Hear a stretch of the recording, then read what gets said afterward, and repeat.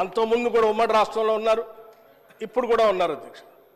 వారు మాట్లాడితే పదే పదే అసలు సభాపతి అన్నా సభా స్థానం అన్నా గౌరవం లేకుండా వాళ్ళు మాట్లాడుతుంటే ఎట్లా అధ్యక్ష? నిన్న అధ్యక్ష నేను చూశాను బీఎస్సీ సమావేశం జరిగేటప్పుడు అధ్యక్ష వీళ్ళు చేసింది ఏంది, బీఎస్సీ సమావేశం జరిగేటప్పుడు నిన్న కూడా నిరసన చెప్పిపోయారు అధ్యక్ష. నేను అందుకే చెప్తాను, బీఎస్సీ సమావేశం జరుగుతూ ఉంది. 10 ఏళ్ళు బీఎస్సీలో ఏం చేసావు అధ్యక్ష? మీకు సభకి రాష్ట్ర ప్రజలకు కూడా తెలియాలి ఏం చేసావు అధ్యక్ష. బిజినెస్ సభలో ఏం బిజినెస్ జరగాలనేది అధ్యక్ష సభలో ఏం బిజినెస్ జరగాలో ఎన్ని రోజులు జరగాలనేది చెప్పైనా సభాపతి స్థానంలో ఉన్నటువంటి పోచారం శ్రీనివాసరెడ్డి గారు అక్కడ కూర్చునేవాళ్ళు, అవతల నుంచి మీరు వచ్చేవాళ్ళు, యువతల నుంచి సిఎల్పి నాయకుడిగా ప్రతిపక్ష నాయకుడిగా నేను కూడా ఆ బీఎస్సీ మీటింగ్లో ఉన్నాను. ప్రతి సందర్భంలో ప్రభుత్వ పరంగా ముందుగా ప్రతిపక్షాలు అడిగి మీరు ఏం చెప్పాలనుకుంటున్నారు, ఎన్ని రోజులు కావాలి మేము చెప్పేవాళ్ళం. చెప్పి ఈ అంశాలన్నీ తీసుకోవాలి, ఇన్ని రోజులు కావాలంటే సరే. అప్పుడు గౌరవ ముఖ్యమంత్రి గారు చంద్రశేఖరరావు గారు కానీ లేకపోతే వారి తరఫున హరీష్ రావు గారు కానీ వచ్చేవాళ్ళు. వచ్చి వాళ్ళు ఏం చెప్పేవాళ్ళు అధ్యక్ష, రైట్ చాలా సంతోషం, మీరు ప్రతిపక్ష పార్టీగా మీరు ఏ అంశాలు తీసుకోవాలనుకుంటున్నారో ఆ అంశాలన్నింటినీ గౌరవ సభాపతి గారికి ఇవ్వండి, ఎన్ని రోజులు నడపాలనుకుంటున్నారో అన్ని రోజులు కూడా రాసివ్వండి, మేము కూడా ఆ అంశాలన్నీ రాసిస్తాం. మిగతా ప్రతిపక్షాలకు సంబంధించిన వాళ్ళు అందరూ వారికి ఇచ్చిన తర్వాత వారు పరిశీలన చేసి ఏ అంశాలు తీసుకోవాలి ఎన్ని రోజులు నడపాలని నిర్ణయం చేస్తారో సభాపతి గారికి ఒప్పచెప్దామని లేచి వచ్చేవాళ్ళం.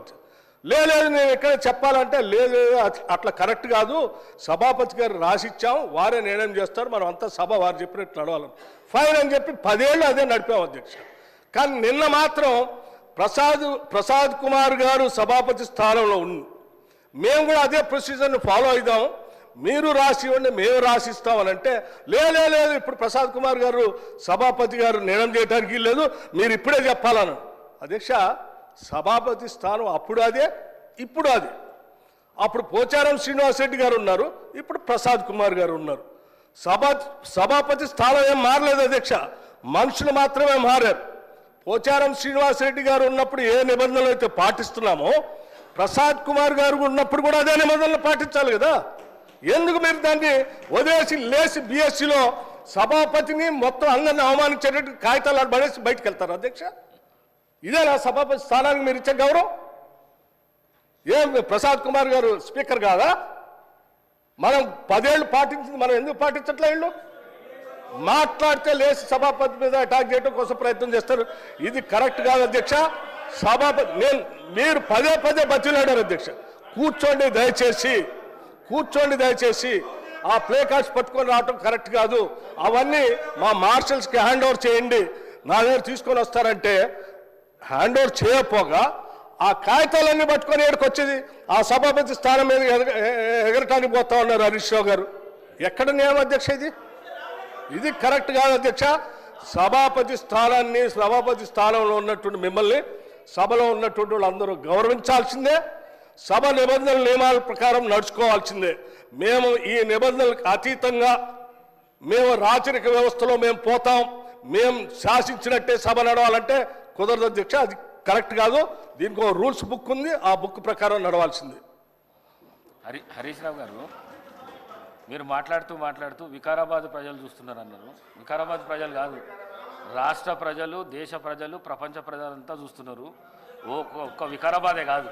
దయచేసి ప్లీజ్ సార్, ఇప్పుడు ఒక విషయం,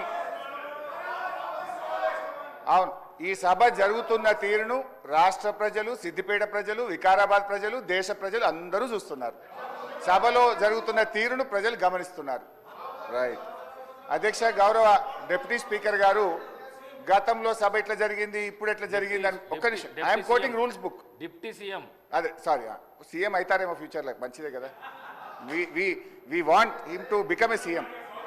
అయితే అధ్యక్ష గారు మీరు మాట్లాడుతూ డిప్యూటీ స్పీకర్ అన్నారు, డిప్యూటీ స్పీకర్ కాదు డిప్యూటీ సీఎం. ఓకే, గౌరవ డిప్యూటీ సీఎం గారు ఇంతకుముందు వారు డిప్యూటీ స్పీకర్ గా పనిచేసినారు, మాకు పాత మిత్రబంధం ఉంది వారికి నాకు. అయితే అధ్యక్ష గౌరవ deputy speaker garu deputy CM garu గతంలో ఇప్పుడు ఉన్న రూల్స్ గురించి మాట్లాడారు. I'm quoting rules book sir, assembly rules book, page number 86, paragraph number 232(2), public accounts committee గురించి. The committee shall have the power to indicate in the proposed time table the different hours at which the various stages of bills and other business shall be completed. అంటే BAC కమిటీకి power ఉంది. Shall అక్కడ ఏమన్నది, shell have the power అని స్పష్టంగా చెప్పిండ్రు. బీఏసీలో ఏ బిల్లులు పెట్టాలి, ఎప్పుడు పెట్టాలని చర్చించిన తర్వాతనే పెట్టాలని రూల్స్ బుక్ చెప్తుంది. నిన్న నేను రూమ్లో కూడా మీ ముందు చెప్పింది కూడా నేను, సార్ బిల్లులు మాకు బీఏసీలో చర్చించకుండానే 2 బిల్లులు సభలో ప్రవేశపెట్టారు, ఇది తప్పు అని నేను రూల్స్ బుక్ ఆధారంగా మాట్లాడినా. నేను రూల్ మాట్లాడినా కానీ బట్టి గారేమో లేని ఆవేశం తెచ్చుకొని కాంగ్రెస్ పార్టీ చేసిన అప్పులు బయటపడుతున్నాయని చెప్పి సభను తప్పుదో పట్టించడానికి వారు ఉపన్యాసం చేశారు. నేను ఉపన్యాసంలోకి పోను, నేను అప్పుల గురించే మాట్లాడతాను.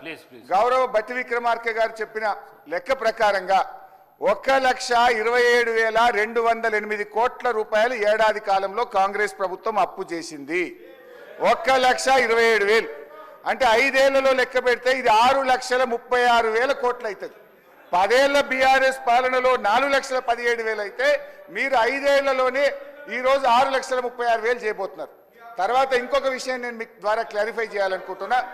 గౌరవనీయులు బట్టి విక్రమార్క గారు, మేము ప్రివిలేజ్ మోషన్ దేని మీద ఇచ్చామో మీరు క్లారిఫై చేయాలి. దాదాపు 20 మంది కాంగ్రెస్ బీఆర్ఎస్ ఎమ్మెల్యేలు అందరం మీ దగ్గరికి వచ్చి మేము ఇచ్చిన ప్రివిలేజ్ మోషన్ దేని మీద అధ్యక్ష మీరే చెప్పాలి. వారేదో నేను మధురలో మాట్లాడిన దాని మీద ప్రివిలేజ్ మోషన్ ఇచ్చినామని సభను తప్పుదో పట్టించే ప్రయత్నం చేసినారు. మేము ప్రివిలేజ్ మోషన్ ఇచ్చింది వాస్తవ అప్పులు 4,17 అయితే 7 లక్షల కోట్లు అని చెప్పి వీళ్ళు సభను తప్పుదో పట్టించారు. పోయిన బడ్జెట్ స్పీచ్లో తప్పుడు ఫిగర్ చెప్పారని చెప్పి గౌరవ ఉప ముఖ్యమంత్రి గారి మీద మీకు ప్రివిలేజ్ మోషన్ ఇచ్చాం. కానీ వారు ఇప్పటిదాకా ఏం మాట్లాడినరు, లేని ఆవేశం తెచ్చుకొని వ్యవసాయ కూలీలకు ఇయ్యద్దా, మీరు దాని మీద ప్రివిలేజ్ మోషన్ ఇస్తారా అన్నారు. తొందరగా ఈమనే మేము అడుగుతున్నాం, వ్యవసాయ కూలీలే కాదు 6 గ్యారంటీలు అమలు చేయండి. మొదటి శాసనసభలో చట్టబద్ధత తెస్తా అన్నారు, చట్టబద్ధత తేండి అనే మేము అడుగుతా ఉన్నాం. అయితే అధ్యక్ష మీ ద్వారా మళ్ళీ నేను కోరుతున్నా, నేను బట్టి గారి సవాల్ను స్వీకరిస్తున్నా. ప్రివిలేజ్ మోషన్ అప్పుల మీద తప్పుడు ప్రచారం మీద మీకు ఇచ్చాము, దాన్ని ఈ శాసనసభలోనే అలో చేయండి. వీలైతే సభా కార్యక్రమాలు సస్పెండ్ చేసి ఇప్పుడే దాని మీద చర్చ పెట్టినా మాట్లాడడానికి మేము సిద్ధంగా ఉన్నాం. లేదు మీ కన్వీనియన్స్ ప్రకారంగా ఈ సమావేశాలు ముగిసే లోపు అప్పుల మీద మీరు చర్చ పెట్టండి, వాస్తవాలు రాష్ట్ర ప్రజలకు తెలవాల్సినటువంటి అవసరం ఉంది. దయచేసి మా ప్రివిలేజ్ మోషన్ను మీరు అలో చేయాలని చెప్పి మిమ్మల్ని కోరుతా ఉన్నాం.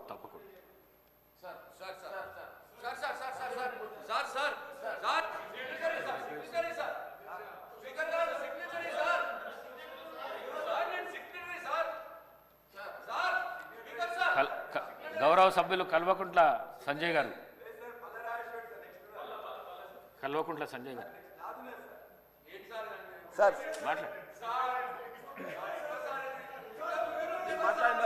మీరు ఎప్పుడు మాట్లాడుతూనే ఉంటారు కదా.